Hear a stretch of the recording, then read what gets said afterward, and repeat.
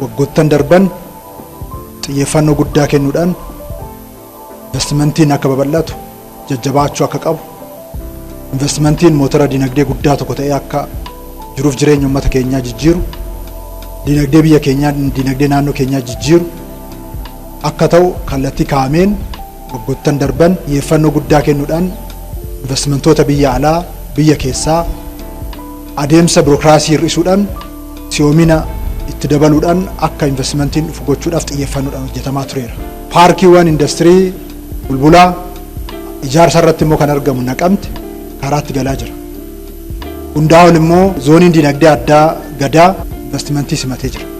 Mootummaan naannoo keenyaa bu'uura misoomaa dhiyeessuudhaan haala mijeessuudhaan hundaa ol immoo dargaggoonni keenya ogummaa qabaatanii aadaan hojii jijjiiramee akka hojiitti galan gochuudhaaf xiyyeeffannoo guddaa kennee hojjechaa jira.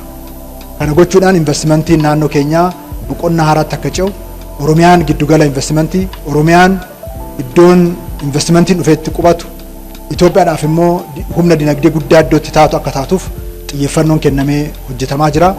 Kanaa olitti qonnaan bulaan keenyas akka kanaan dura kan lafa isaa dhiisee irraa deemu qofa osoo hin taane ufuma isaatiif qusatee oomisha oomisheen qabeenya qabateen investimentii akka ce'u godhamaati kan jiru.